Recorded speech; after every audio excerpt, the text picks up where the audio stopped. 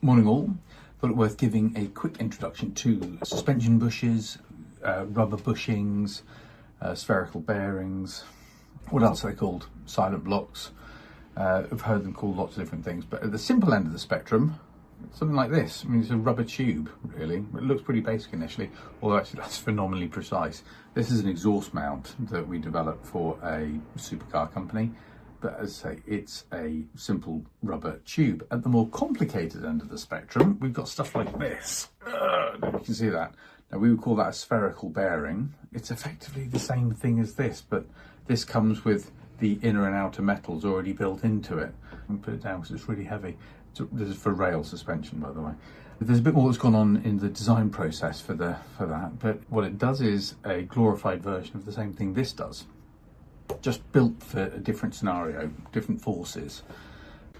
The most common type of bushing that AVMR manufacture are these suspension bushes, which are bonded, quite often double bonded. Why do people use rubber bushings? Two main reasons. First of all, high frequency vibration absorption. They are much better than the metal coil springs in your car for high frequency stuff. You'll find that the bushes probably do most of the work in that territory, and they're a flexible connection. So good at fixing two things together that need a bit of movement. Now, assuming that a bushing is used mechanically, the forces applied tend to cover all 6 degrees of freedom. Axial and radial being your linear degrees of freedom, and conical and torsional being the rotational degrees of freedom. A good example of these degrees of freedom is this. So this is commonly called a spherical bearing.